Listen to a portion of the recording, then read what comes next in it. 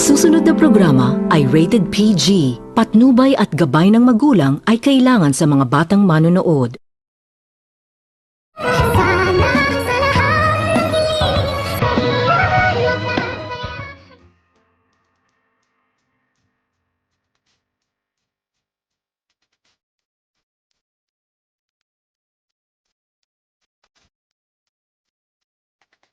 Pagkatapos nitong makaharap ni Lynette ang kanyang asawa ay agad naman din itong sinumbatan ni Lynette itong si Dr. Carlos at tinanong nito ni Lynette kung bakit umano nito pinapahirapan ni Dr. Carlos ang kanyang anak at dito agad naman din itong sinagot ni Dr. Carlos itong si Lynette na hindi naman umano nito pinapahirapan ni Dr. Carlos itong si Annalyn at kagustuhan naman umano nito ni Annalyn at si Annalyn pa umano ang nagsasabi na gagawin umano nito ni Annalyn ang lahat-lahat upang makasama lang ito sa Japan.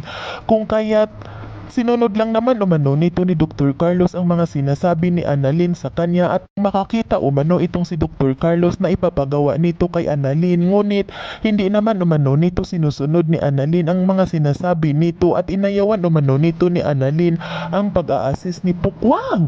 Kung kaya't agad naman din itong sinabihan ni Lynette itong si Dr. Carlos na iba naman umano ang case na ibinigay ni Dr. Carlos sa kanyang anak na alam naman umano nito ni Dr. Carlos na isa umano itong surgeon ang kanyang anak kung bakit umano ito inilagay ni Dr. Carlos itong si Annalyn na maging sunod-sunuran ni Pukwang. At dito agad naman din itong sinagot ni Dr. Carlos ang kanyang asawa na itong si Lynette at sinabihan nito ni Dr. Carlos na ang akala ba umano nito ni Dr. Carlos na hindi umano nito aatrasan ni Annalyn ang pinapangako nito ni Annalyn sa kanya na gagawin umano nito ni Annalyn ang lahat-lahat. Ngunit hindi naman pala umano nito sinusunod ni Annalyn ang kanyang gusto kung kaya't nagagalit umano itong si Dr. Carlos kay Annalyn.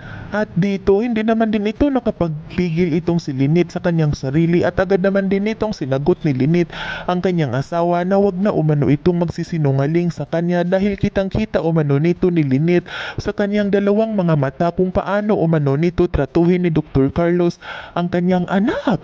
Kung kaya't ikinagalit naman din nito ni Dr. Carlos ang kanyang naririnig galing sa bibig ng kanyang asawa na itong si Lynette at dito agad naman din itong sinagot ni Dr. Carlos ang kanyang asawa kung sino ba umano ang pipiliin ni Lynette, siya ba umano o ang kanyang anak.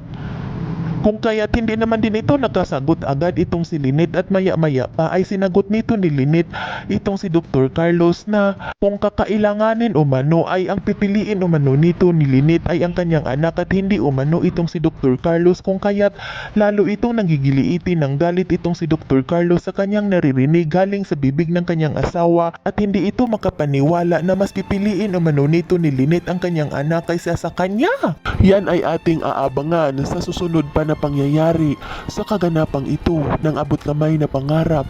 Huwag mong kalimutang isubscribe at i-hit ang notification bell ng aking channel.